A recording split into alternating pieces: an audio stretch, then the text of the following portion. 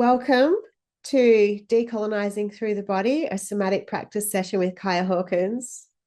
I'm just going to name that I did not press record for the first few minutes of this workshop, but luckily I did.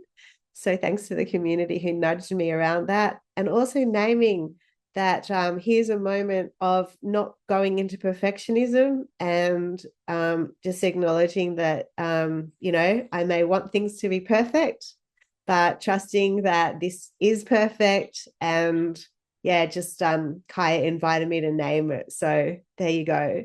I'd like to first acknowledge traditional custodians. I'd like to acknowledge the place where I am located today on the south coast of New South Wales. I'm in a beautiful place called Willamia, which means good snapper. And I'd like to pay my respects to traditional custodians and thank them for their continued connection to culture and country, acknowledging all of the different locations and cultural custodians of all the places that you're all calling in from today, and just stating that sovereignty has never been ceded, and this always was and always will be Aboriginal land. So if you have never come to Social Design Sydney before, it started way back in 2013, and we've been hosting quite a few events where we invite change makers and different people to come along and share their practice and tell stories of change doing and building capacity. So its intention is to grow a social change community of practice, support social and systems change doing, share tales of social systems change and design doing, and grow design and social systems change capability. So if you're interested, there's a whole lot of videos, like 80 of them or something over the years. We used to meet at UTS in Sydney, a university. Here's a photograph of back those days when we used to meet in person, and moved online during COVID. So if you'd like to be kept in the loop about the things that we're offering, have a look at the website, socialdesignsydney.com. There's a YouTube channel where this video will be posted. And also, if you'd like to follow me on LinkedIn, you're welcome to. I also share events coming up through LinkedIn that way. So just inviting you to keep in the loop if you like. And just to point to the next event that we'll be hosting, which will be in September, I've invited Simon Jankelson, who's been working with Seed Northern Rivers. And it's a really interesting regenerative organization that's doing some regenerative, place-based regenerative practice, bringing together not-for-profit organizations, change makers, environmental organizations, social enterprises and initiatives, looking at 4 thematic areas of healing country, the future of food, education, and creative activation. So they're all about and stronger together, which is around community and climate action. So Simon and his colleagues are going to come and talk to us in a couple of weeks. So you're most welcome to come along to that as well. And I also just wanted to share some of the work that I've been doing recently. I've been teaching trauma-informed design research through Social Design Sydney for about 5 or 6 years. And more recently, I splintered off a new organization called Co-Create Change, where I offer trauma-informed training for facilitators, for change makers. I'm working with lawyers at the moment, teaching people about vicarious trauma, teaching people about working in more trauma-informed ways. And part of that is also around nervous system literacy. So how might we work with our nervous systems so that we can have more clarity, creativity, and capacity at work and in life? So just if any of that's of interest, I offer team training. Have a look at my website. You're most welcome to join us. And I've been offering a somatic practice circle. So I plan to offer another one in November. So I'm happy to share more. If that's of interest to you, let me know. So I'd like to introduce Kaia. Kaia is an open floor international teacher. Her organization is called Manahau Embodied Movement. She's a founder and facilitator and a mama. She's shaped by both Pākehā and Maori whakapapa or ancestry, and their work sits inside the tension of inheritance. Their teaching names how colonisation, dominance, and disconnection are held in the body, and uses movement as a site for resistance and re.pair, remembering, and re-indigenisation. These are not neutral spaces. They're politically aware, relational, and alive, inviting participants to meet themselves honestly, disrupt inherited patterns, and practice other ways of being together. So thanking Kaia for accepting the invitation. I just wanted to share a little bit about how I came into this work and met Kaia. So quite a while ago, I read a blog post by Laura Storm talking about how decolonizing is a really important part of regenerative practice in around December, and I was really sitting with it. And then my friend Caitlin, who runs Dancing Freedom Dance Workshop, was hosting Kaia for an in-person workshop looking at decolonizing. So I popped along and it was amazing. We looked at some different colonial values and we moved our bodies to them, similar to what we're going to be doing in the workshop. So we worked through things like paternalism, urgency, individualism, privileging the written word, one right way, and perfectionism. So we danced and moved our bodies, really embodying the frequencies of these colonial values. And it's become really apparent to me how I have internalized these decolonial values. And, as Laura points to, and, I really agree with her, we need to be doing some internal work to create the conditions so that we can co-create flourishing futures and more life-affirming futures. And I'm really interested in this work. I'm very interested in somatic practice as well to help us create those conditions. I've joined Kaia's book club. So she offers a somatic book club where we've been working through Hospicing Modernity book, and that is starting again next week. So I'll share links to that. And Kaia and I have been discussing putting on a longer paid workshop in November. So if this type of thing is of interest to you, you're so welcome to join. I really encourage you, if you enjoy this recording, I encourage you, go watch it with a bunch of friends. We don't do decolonizing alone. We do it together. So I'm going to hand over to Kaia. I'm going to blend in the actual video from the live moment. And I just want to thank you. Thank you for coming. Thank you for your interest. And thank you for having the courage and, the willingness to do this type of inquiry. O e mihi ana kia koutou, welcome in. Nice to see all your faces on the screen. I want us to start by noticing the shape that we are in right now. Yeah, and where it is that you find yourself, maybe in a seat, maybe at your desk, maybe outside, maybe with headphones on or not, but notice the shape that you're in, because this is where we're starting. We aren't outside of the system of colonisation, we are inside of it. And colonisation really does shape us. So notice if you are bracing or you feel any tension in your body.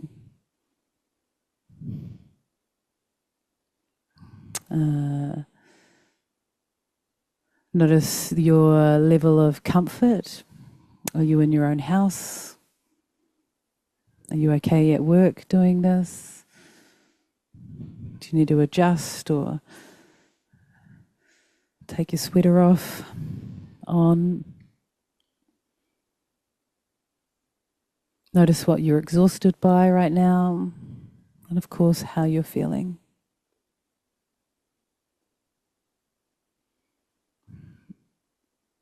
Of course, we are here to do the work of decolonisation, or be in the art or the practice of decolonising. And I want you to notice like your judgments, your bias, and to acknowledge that it's part of an organising system, and your habits. How are you checking in right now? And how are you shaped by modernity? All these colonial values and systems that we exist in.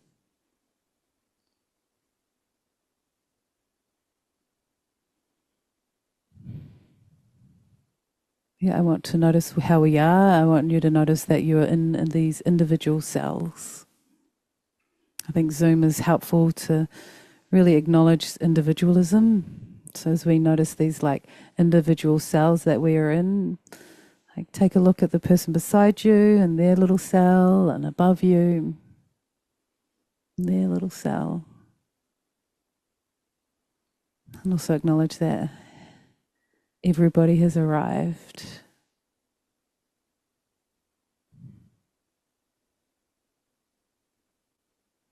That you are turning up with them. And that hopefully somewhere in there there's this knowing that we are also complicit in the system of harm, that we aren't separate from it. And notice the shape you're in. And if it feels okay to do so, like roll through the body and give yourself permission to make that shape. This is the shape of me right now. It's not just in this moment, but this is the shape of all of these generations leading up to me here and now. This is the shape I'm in.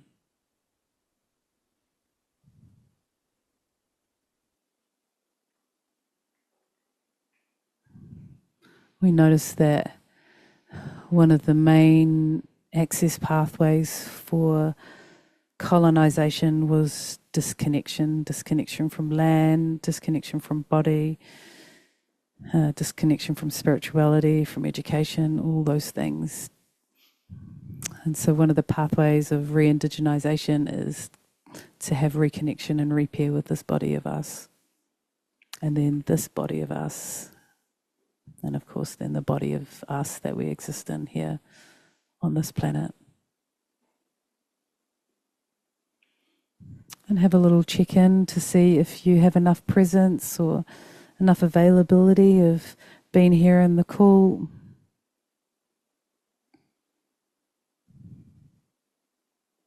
Acknowledge that you'll be in some different spaces, and that's okay. That colonisation happens and decolonisation happens in all of the spaces. They don't have to be sacred spaces. They are the most ordinary spaces. So let your kids be there, let the dogs be there, let the things happen. Know that it can also happen while it's going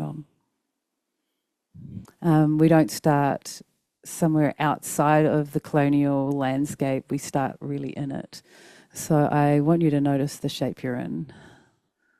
And I've said it again, but like notice like how are you shaped right now by the historical and the systemic systems of colonisation? How are they shaping you? Like maybe your work, maybe what you're worried about, could be a level of exhaustion that you're feeling. Be honest, you're just talking to yourself right now. Yeah. Of course, acknowledge your, what would I say, your privilege in that, and all your privileges, not as like a nasty, shameful word, but as a like a, this is what I am privileged with in this lifetime. Yeah.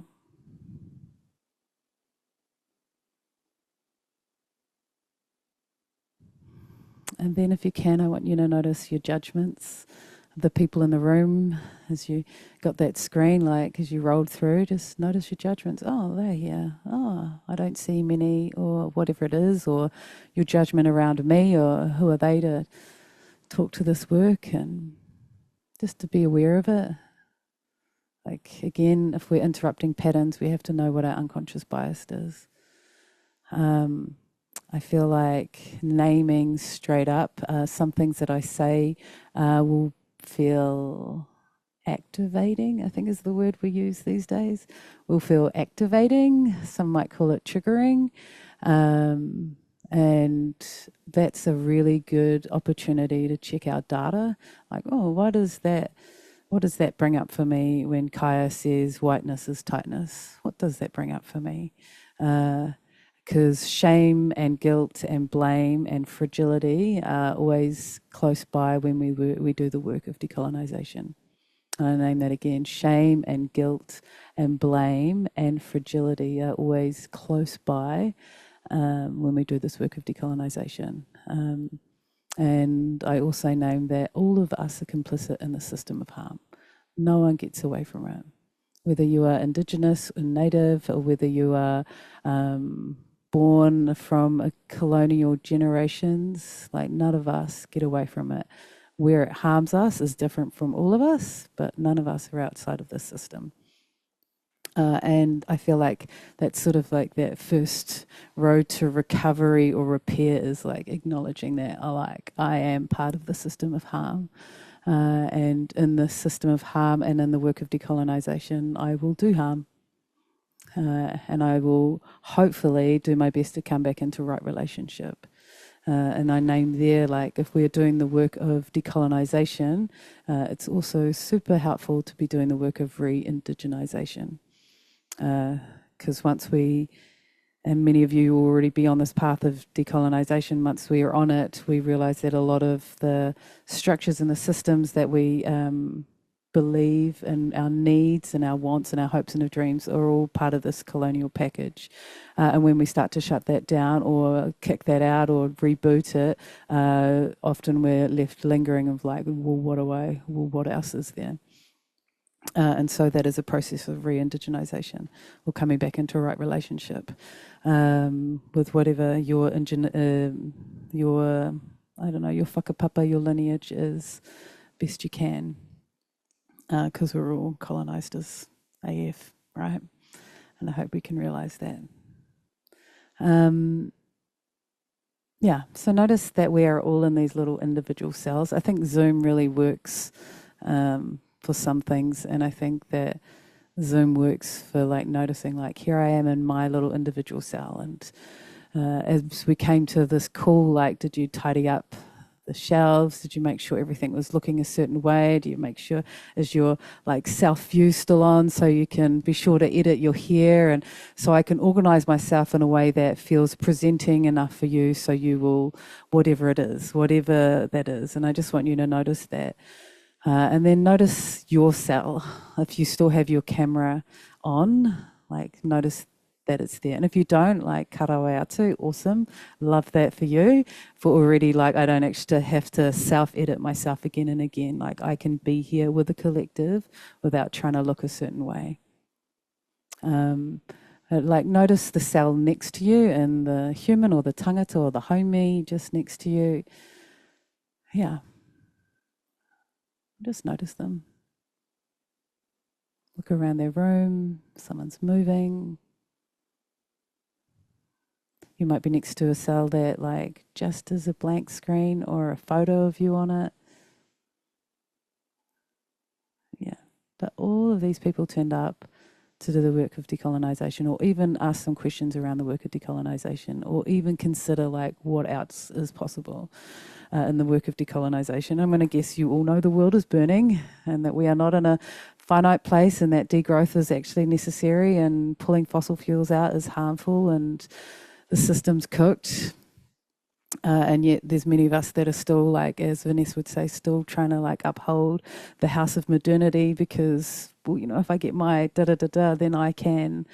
So whether we are trying to change the system inside it, or we've actually stepped out and we're working parallel with it, we are all very aware of the system of harm that we are part of. And yeah, and so wherever you turn up on that, whether you've been doing the work of decolonisation for 10 years, or whether you've just arrived and thought, what is that? I just want you to let you know that you're welcome, and that it's not like I know more than you, or you know more than me. We are all like 100% in it, and my lived experience is as equal as your lived experience, where they're just different in different places. I come from, my father is Māori, my mother is Pākehā, so she's Irish, Scottish and English, and my dad is Māori, like been here for I don't know how many generations, like this many generations, like 25 layers of my whakapapa in front of me, and I grew here in the lands of, I grow here in the lands of Paikakariki, or the land of Ngāti Haumia. But my water source is based in Kurahikakawa, which is on the east coast of the North Island. And I suppose my first lived experience around the colonial structure was around class. and poverty, and then it became around racism as we moved from one place to another. And my dad is brown and I am pale, so like experiencing racism, and then of course I then started to experience misogyny or the patriarchy, and so those were the beginning of my like, fuck, this is terrible, like why are people so horrible, why is there such division, what is going on, and then lived my life and carried on, and then became an open floor international teacher, where it was really highlighted to me how the wellness industry is serving a particular type of wellness into the world that is super harmful, and again can be quite disconnecting and extractive and appropriate many different cultures and from a commodification to make money out of. So I stepped into that industry and was like, holy shit. And have actively for the last 9 years been doing my best to how do I say that, to like bring awareness, really bring awareness and hopefully accountability. I think it's really important, not just capacity, but accountability. I'm just going to check my notes here. Yeah. So I want to take us through a movement process. Because, as I said at the beginning, like decolonisation is really about disconnection. Disconnection from ourselves, because if I've disconnected from my body, then I can be disconnected from the land.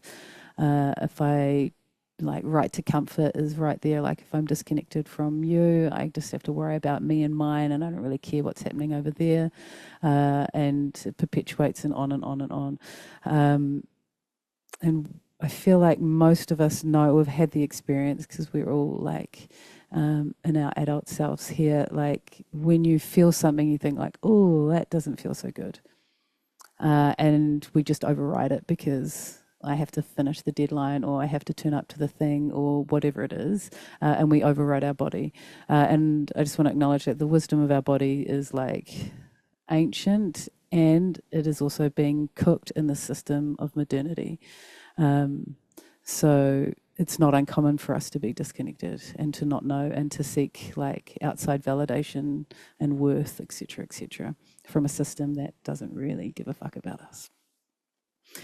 So I want to take us through a few of Tima Okun's work, and I think most of us, or some of us might know it. Tima, they wrote about the 20 different characteristics of white supremacy. They've recently updated it, maybe a couple of years ago. There's 20 different characteristics, and it's usually like my 101 into movement spaces is to start to help people recognize that in the body, because you can read about it, but unless you start to feel it in your body and have an opportunity to interrupt the pattern, we just continue to perpetuate it because success looks like this for me, and I need to, and I must, and la la la la la. Let me just see if there's anything I must say. Yeah.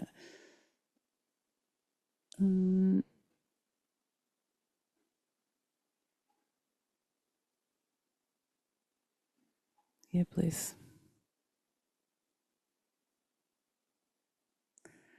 And I want us to really remember that it's systemic. Like colonization isn't just a timeline, but it's like a system. It's a system that we've existed in for a really long time. Your parents have, their parents have. So to be gentle with yourself and have self-compassion as we go through this. Yeah. And again, to notice that you're in the room with other people. So if you need to come up to the screen and be seen by some other people, yeah, it's the easiest way to, I want to say, fuck the system, is to share. So share in whatever's going on for you, but like, yeah, how that works. So how to start? I'm going to play a track. How about I start there? I'm going to play a track. We've just gone almost half past the hour, so I've got probably about 15 minutes. And And I want us to notice a few things in our body. I'm going to add some invitations into the track, the movement piece, and ideally move your body. And if you're like, I don't want to move my body, that's also a choice, and also data for you to notice. And however it is welcomed. Yeah. Yeah, however it is welcome. So I'll leave it at that. Okay, let me just find a song.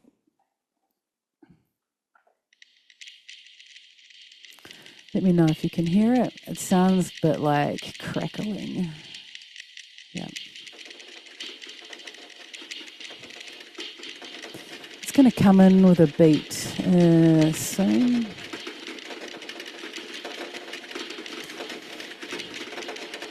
But like the first thing we do is just to like, here I am in my body. And to be honest about the shape you're in. So don't try and be anywhere other than where you are. So this is the shape I'm in.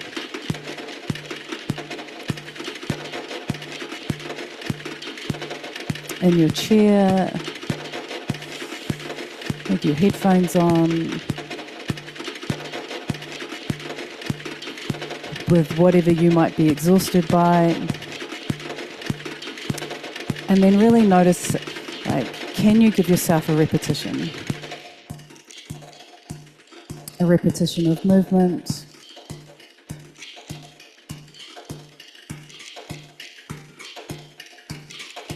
And hopefully in a way that shapes like an honest shape of like, this is the shape of me right now. Like maybe my arms are really fucking close to my body and all I can do is this. Or maybe I feel kind of big and I can do some extended stretching.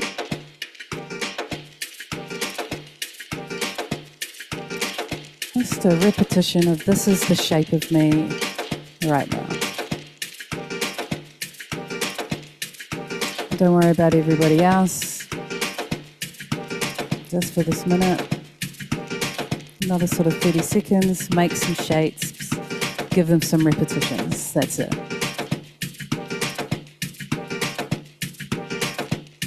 Accessing a bit of like, here I am.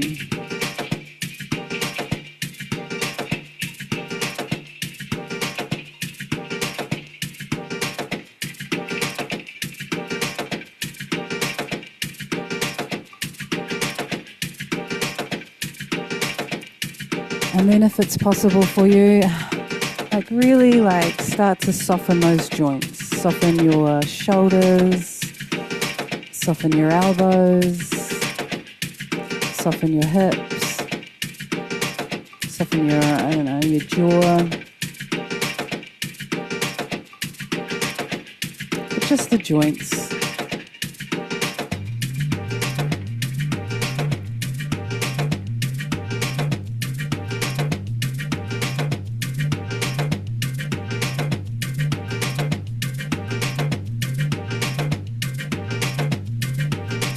Notice if you feel restricted and if you want to stay in that restriction or that limitation or you feel something else and you want to be with that. Here I am just accessing a little bit of wisdom from my body with some repetition. With a little bit of music.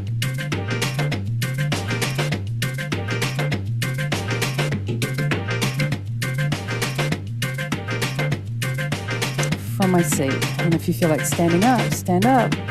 Feel like lying down, do that.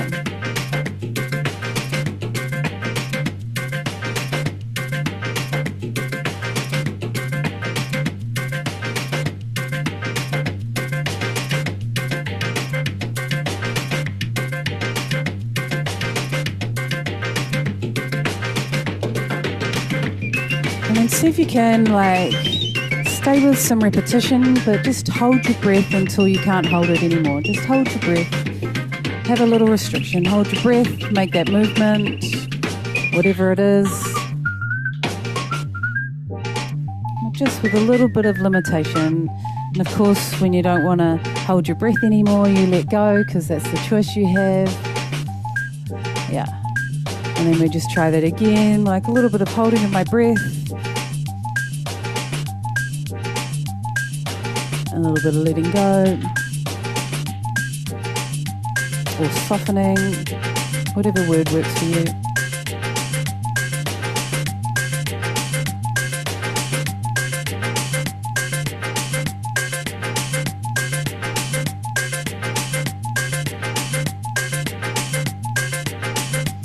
And then just as you were holding your breath, like let that all the way out. Don't hold your breath anymore.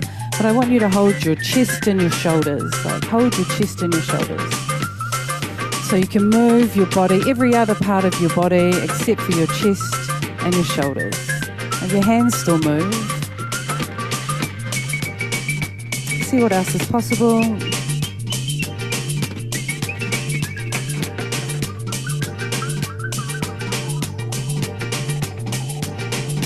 And when you're ready, again, by choice, soften the chest and shoulders.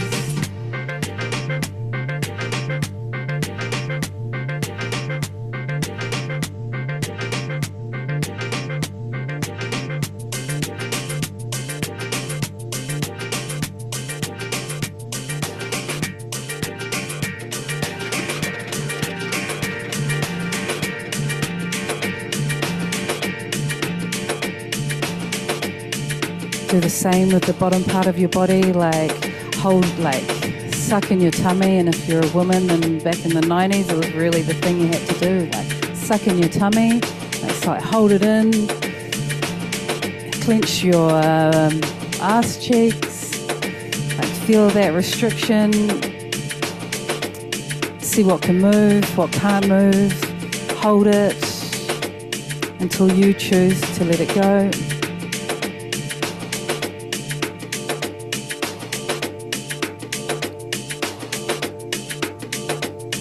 Maybe even clench the thighs, straighten the legs, any form of restriction, a little bit of added tension, and then choose to release it if you want to. If you want to.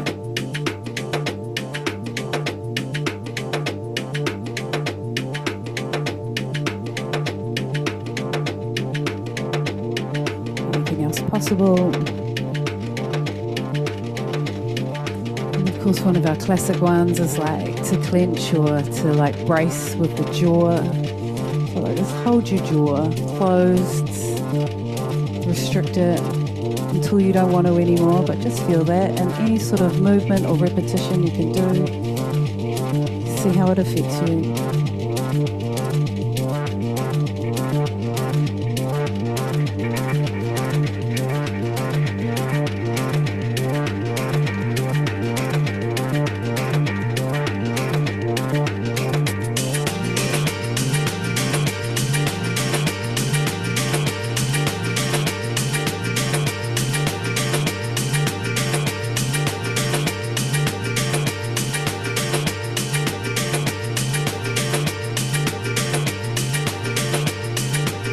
This track goes for like another minute.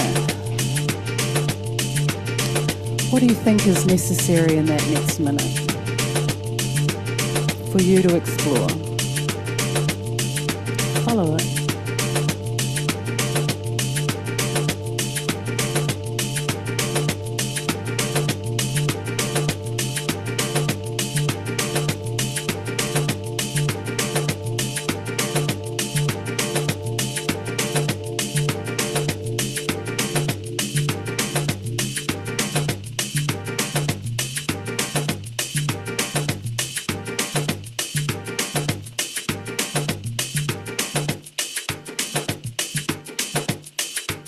Just like 10 seconds left in that track.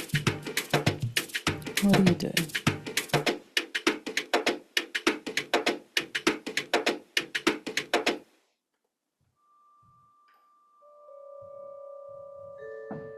So our bodies go through this like all the time, all through the day, depending on who we're with, who we're meeting, what's required of us.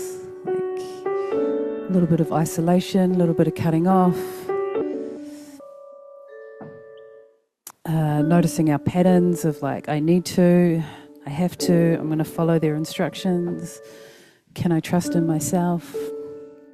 I'm going to play maybe 2 more tracks So here I want us to go back to like, this is how I feel when modernity or colonial values are with me. So I just want you to notice like the last time you felt time crunched.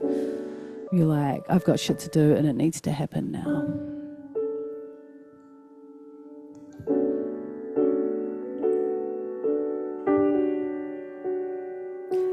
And we notice often that when I say notice, we all go to our head. I'm like, I'm going to notice how it feels to be time crunched up here, like my brain is somehow going to help me. I want you to notice in your body the last time you felt like that sense of urgency. Whether it was good or bad, that's irrelevant. Whether you're like, oh, I have got to do this, and I have to do this now. And with like a light brush stroke, because we're just here for a little while, I just want us to try that on. Like, what is the shape of urgency in your body? Remember, the only person with you right now is you, so be honest. What does it taste like knowing you're running out of time?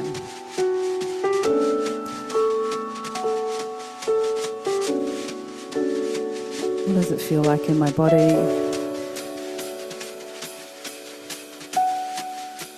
With or without the music, like start to make a shape. Like this is the shape of me when I'm urgent. It usually goes a lot faster.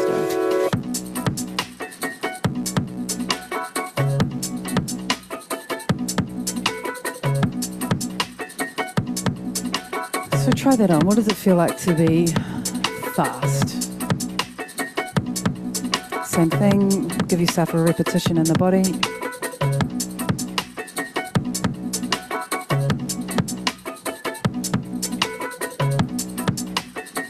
Make sure that repeating pattern is perfect. There's a good explanation of you.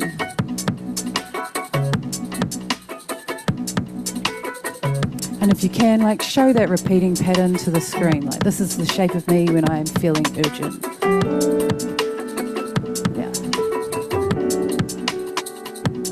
Feel slightly manic, yeah.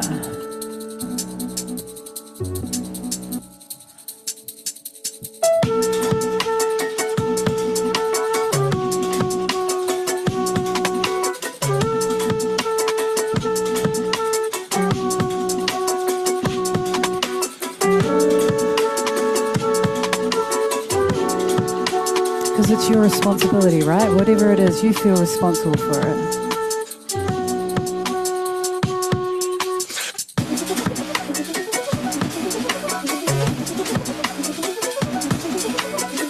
Maybe someone told you to do it. Maybe it has to be this way, not that way. So again, some tightening, some restrictions. Often it has to be the best of your ability.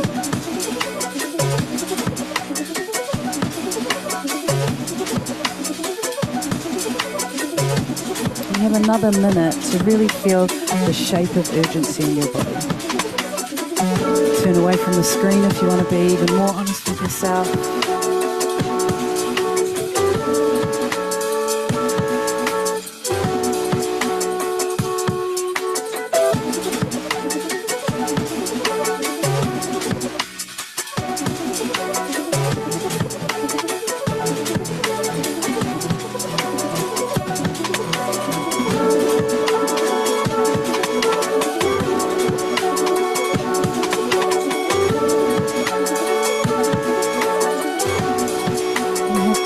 Seconds there.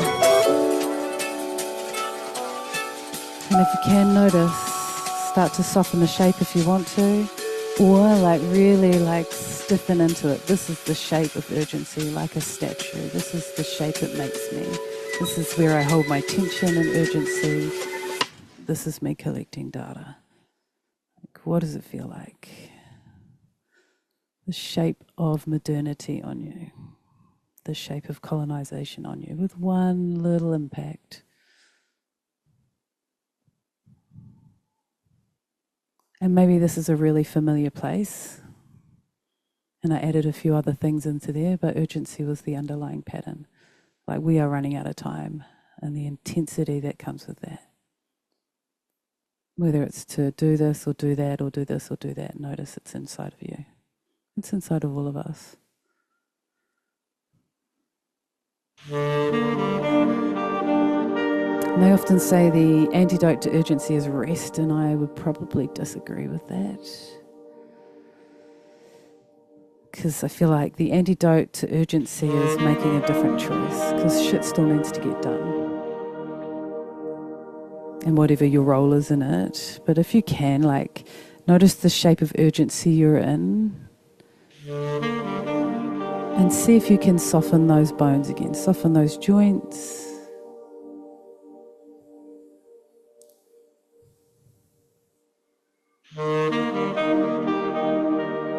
Soften the jaw, soften the chest.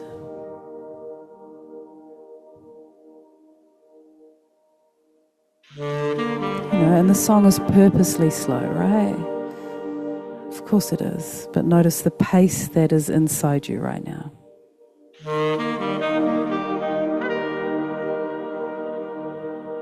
How do we interrupt a pattern?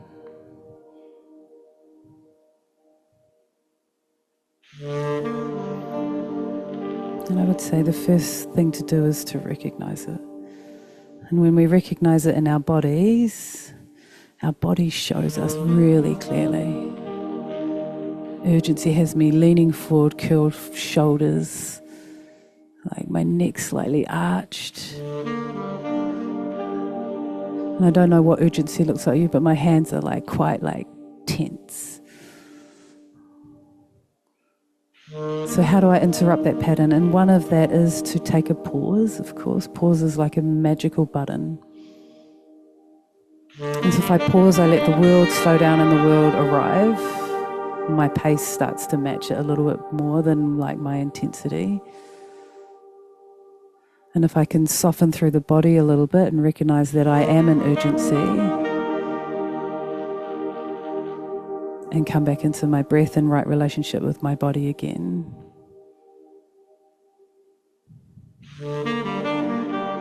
What else is possible there? And maybe that's like a spiraling of the hips or an exhale or a hanging forward and like shaking or whatever it might be.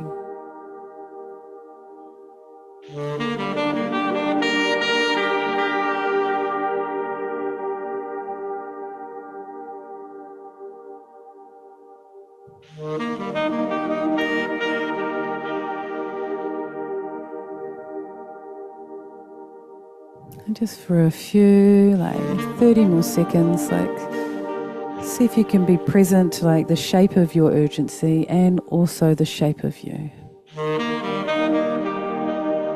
which is different.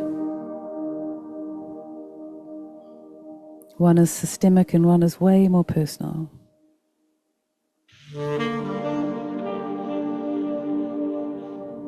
Maybe the shoulders need to roll. Maybe you need to rub your hands together and place them on your eyes. Maybe there's some self-compassion that comes in and be like, I spend most of my life like this and I have a good relationship with urgency and it's a little bit unhealthy. That accountability.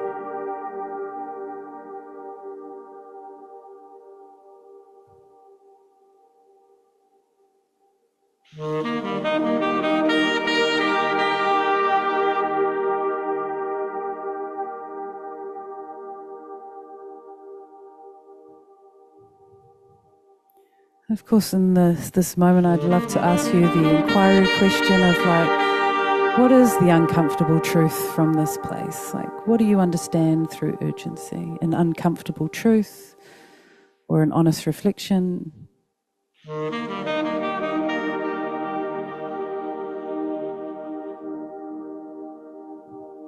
Whatever limitations or restrictions or I don't know, the pattern awareness. What is an uncomfortable truth?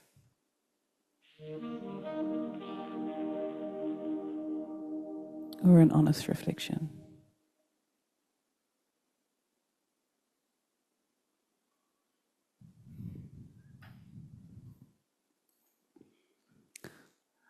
Yeah, and then if you just like, you can hold that a little bit, that would be great. I would like to put you into a breakout room for a really brief amount of time. And I know people often drop out at this moment where you're like, we'll put you into a breakout room, and people are like, I don't need to do that. And that's individualism 101. Individualism 101. We do need you. Like at this moment, the world is burning and it requires all of us to turn up.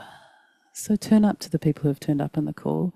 Be in a breakout room with them, whether you can answer and respond because you might be driving, it doesn't matter. But be in relationship with them. And where possible, share your uncomfortable truth. And then we will call you back in about 6 minutes. Yeah.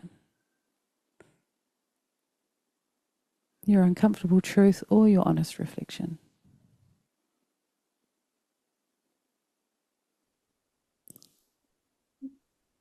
Welcome back.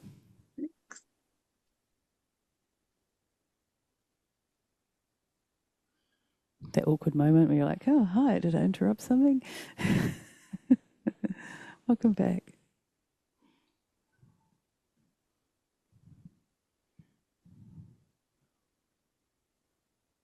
This part always makes me feel a little ill. There we go, as all the screens pop up. Thank you for sharing with each other. I imagine some of you's got cut off. And it's just sort of the way it is. Apologies. And if you want more, know that you can find more. I just want to name a few things as we come to the end of the call. One, thank you. Gratitude to the attitude.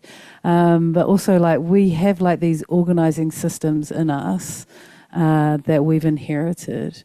And yes, it's deeply personal and it's deeply systemic and historic that we exist in these organizing systems. And I don't know if you've tried to get off Spotify or you've tried to get off Google Docs. Like, it takes a lot of effort.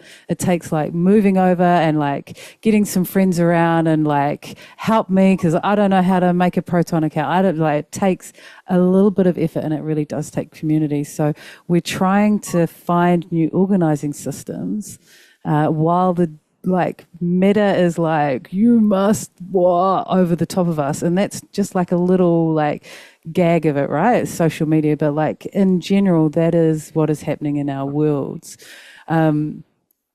And so I just want to name how necessary the work of decolonisation is at this moment in our lives.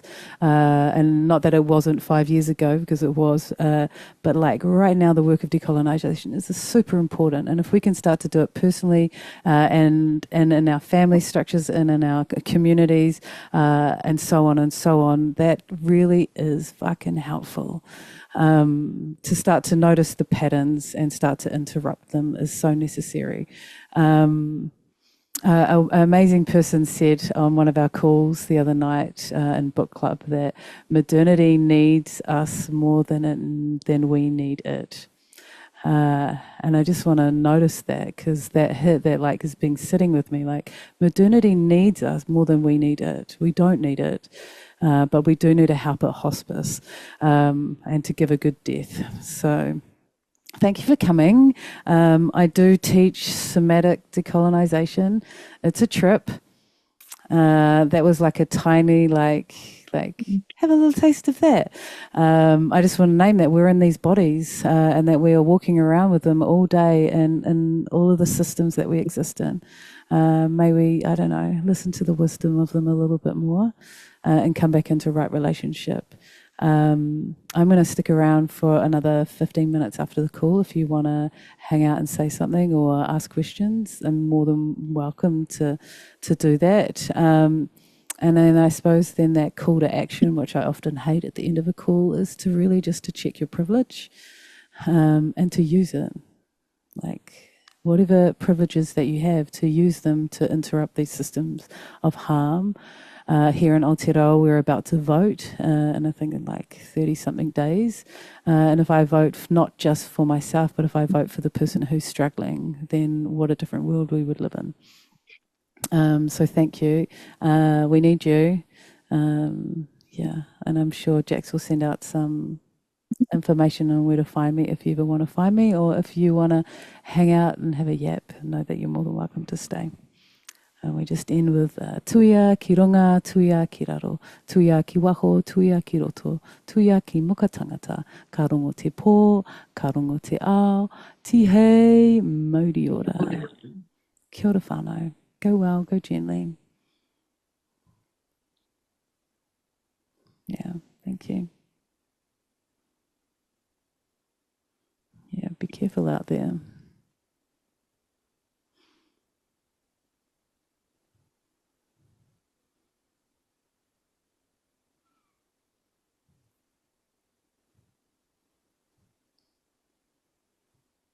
Hi.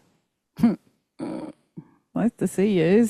Does anyone want to bring their voices forward or ask a question or...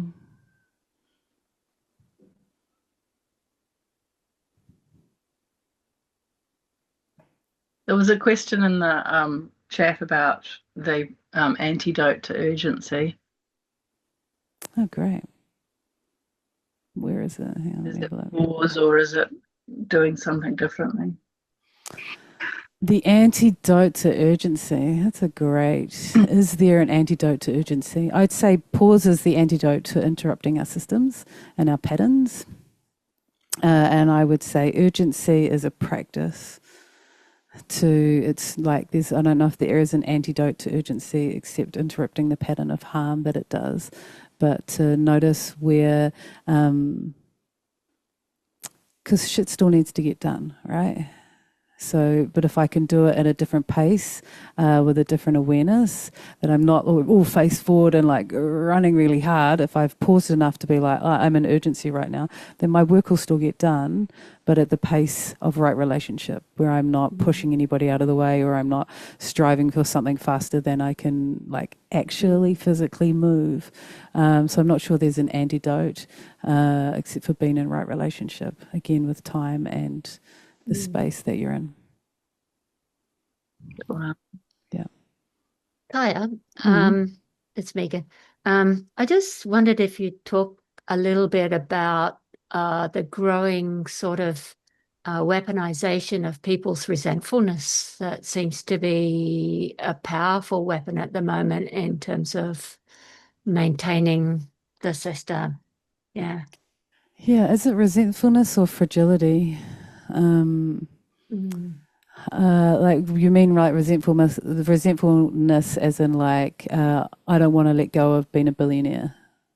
Was that what you mean? Or? No, I think it's like more like tapping into people's, maybe resentful is a bit harsh, but tapping into people's feelings of I've been left out, I don't have the same opportunity, and then sort of weaponizing that so that those people don't necessarily then think about what would give them power in that relationship. Yeah. I feel like one of the things that I'm working a lot with at the moment is fragility. And I feel like that really leans into there. Like what is, how does fragility work? And fragility like really makes you feel like it's all like, oh, I can't do anything more. It's all my like, oh, holy shit, I'm bad. And this is like, and it's like, to name fragility is often like you're demonizing me, you're bringing harm to me because you're naming that, oh boy, whatever, my tears aren't real. But fragility is actually quite toxic and dangerous. It's different from vulnerability, like I feel like I don't belong, rather than I don't belong and it's your fault, and like it can't. Fragility comes with a whole lot of other things with it. So really noticing fragility, and then after fragility comes like defensiveness, and then in defensiveness becomes attacking, and then in that attacking again we're disconnected from everything. So when we get into that fragility state of me against you, and then our defensiveness comes out, then our immaturity comes out, and then unless you've got any form of emotional intelligence, you don't stay in connection. Like, what is it to feel like, oh, I don't belong here? Because some places I don't belong. I don't belong here. Oh, how do I feel? Can I stay in connection with you as we go through this relationship of not been able to belong, rather than like, fuck you, it's your fault, you should have, you didn't provide me, it's not safe for me here, you're, you know, like So I think that, again, coming back to right relationship is super important. Like, what am I doing right now to be in right relationship with this person? Are they harmful? Are they not? Do they need support? Do they not? Like, what does that look like? And I think that the government's and the world's like sense of self-righteousness is super telling. Like, we know best, and that paternalism comes in. We know best, I know best, and you must listen to me. And if you don't, then we will, I don't even know what will happen. We will sell everything off to major corporations. So I think that self-righteousness is part of that fragility, because they know, you know, like these people with power and privilege know that they have power and privilege, but challenging that power and privilege, and that turns into, again, defensiveness or attacking or you, and the strategies that is used at this moment in our lives are many, but they are old. Like, you think about how many women were burnt being called witches. Like 8 million women were burned, right? And the way that they framed that and the madness of women and the hysteria is exactly the same as what the world is doing now, just in a different form in social media and hierarchy. Anything that has supremacy is dangerous. It's dangerous. Like, I have power over you. Like, should you really? Yeah. I'm not sure if that answers your question. I'm just going to add something there in the chat. I mentioned in the intro that I was quite moved by a post by Laura Storm, who's part of the regenerative movement, and she names that. She's got a video. She talks through history. She talks through witches. It's really interesting. I'll pop that in the email as well. Very related to this topic, this conversation. Yeah, power over. Kia ora. And how that just reflects in our psyche, how we are constantly trying to get into that position of power, whether it's even like, well, I've been really undermined, so that's kind of like a flip righteousness as well. You know, I'm more spiritual than you, or I'm more advanced than you, but that, again, that kind of like we've been kind of trained to always be trying to get in that position. Yeah, get in that, I know, I've got it right. Yeah, which leads us into that sense of arrogance, which, again, hospicing talks about arrogance. Like, as soon as you start to get into the arrogance, it's like, I know best. I know, you don't. I know, I'm better. You're worse. One up. We continue to one up. I must be. Which is, or even just that I have to be there, because if I'm not there, then where the fuck am I? And I'm too scared. Yeah, 100%. Yeah. Kaia, and maybe everyone else, I'm just interested in also like how these ideas and this kind of work, how it could be taken if that could be an idea to activist spaces and social movement spaces. Because in my experience being involved in these spaces, I do feel a strong sense of urgency there that really affects how things unfold and limits, I think, to some extent, the possibilities for relationships and dynamics to be, there's a lot of fighting energy as well. So it's something that it's kind of, in a way, troubled me a little bit.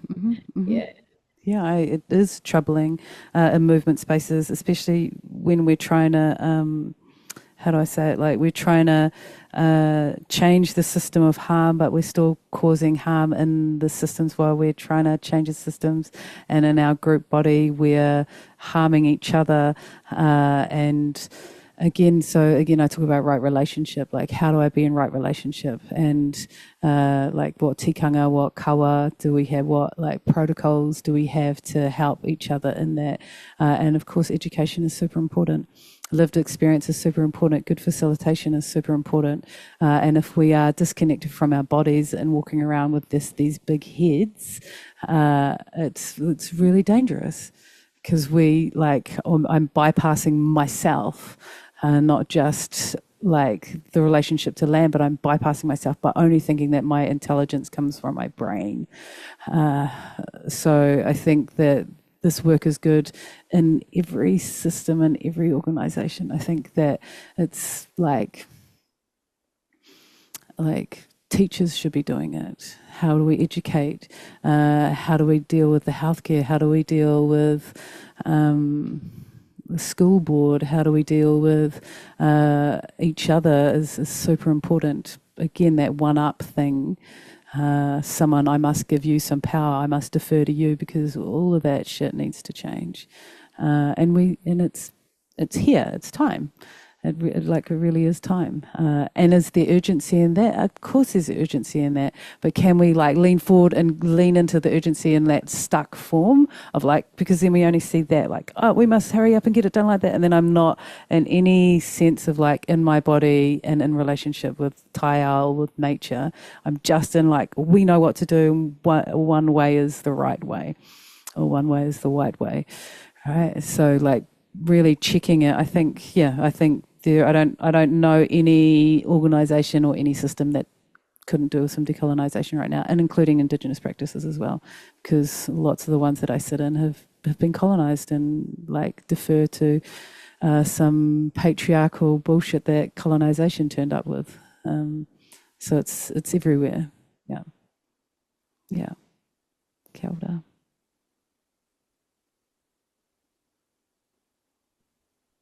I just posted a thing in the chat so that my brain could remember the things that I wanted to say. But when you guys were talking about resentment coming up, this sort of feeling came up for me about, when decolonisation work is priced way above what feels accessible for probably most people. And I noticed then I feel resistance to that, which feels like the opposite of the work that is trying to be done, both by the person offering the work and me who wants to do the work.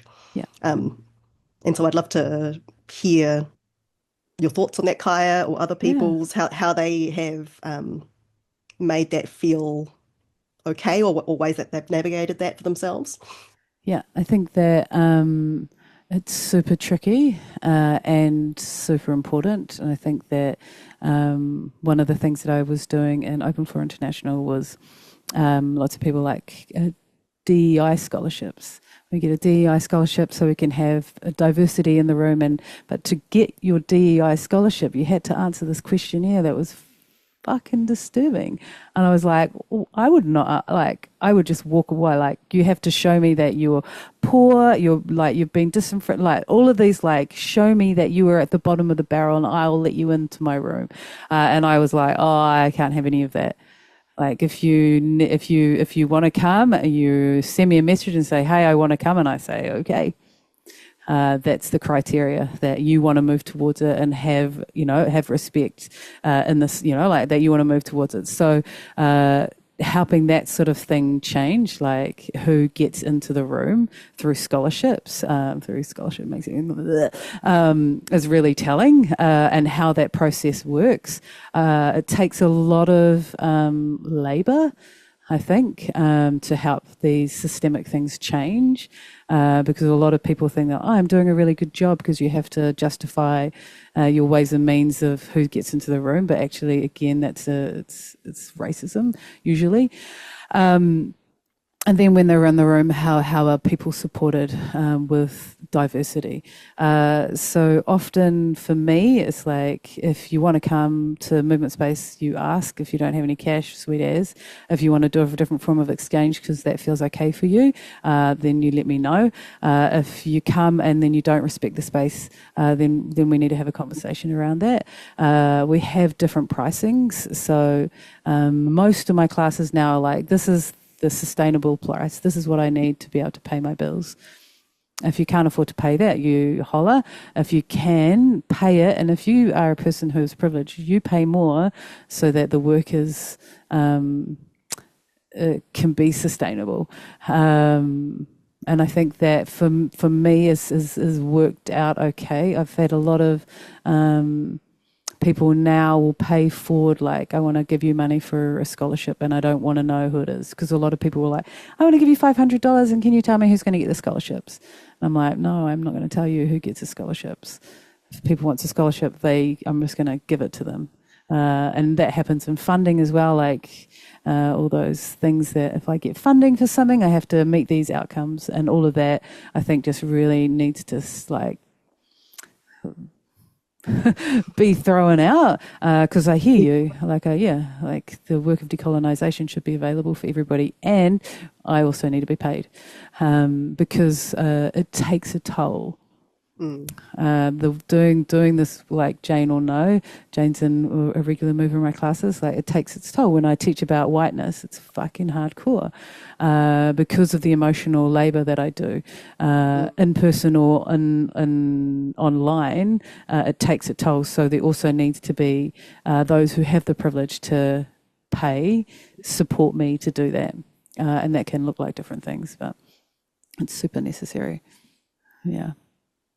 Do you find that the people who have the privilege are forthcoming with that information and do pay? I mean, I guess you don't know, do you? People are just self-selecting. I know. It's pretty obvious. It's pretty obvious. And sometimes people need a rack up, like a hello, to be reminded.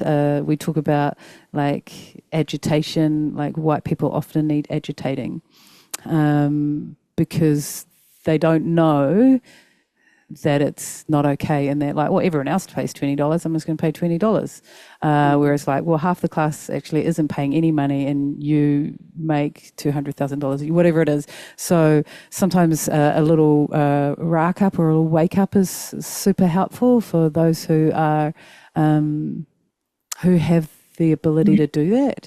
I used to try and name it like to sort of soften, help their conscious. Like if you give more, that feel good vibe. But I've stopped doing that because actually, it's not about feeling good. It's just acknowledging that you have privilege and using it.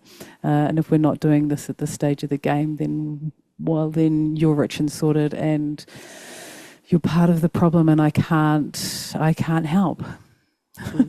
And that's, and I mean that with love, but I can't help. And if you're turning up to my class to do the work of decolonisation, you'll certainly soon feel that like, I haven't paid enough of this and I can, or I'm not in right relationship with this, or you'll feel it, and they'll either come back or they won't. It can be a bit brutal. Yeah. But so can, I don't know, for us here in Aotearoa, 175 years of colonisation feels pretty brutal, and all my land missing feels pretty brutal as well. So how do we come back to a place of right relationship and makiti mai, and being in partnership, like tangata tiriti, tangata whenua? Yeah. Yeah. Kia ora, thank you. Kia ora.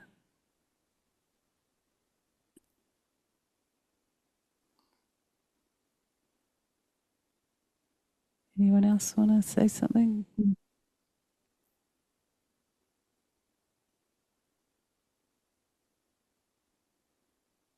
No, I just want to say thank you, Jax, and thank you, Kaia. That's it's been a wonderful hour spent. Thank you. Thank you, Megan.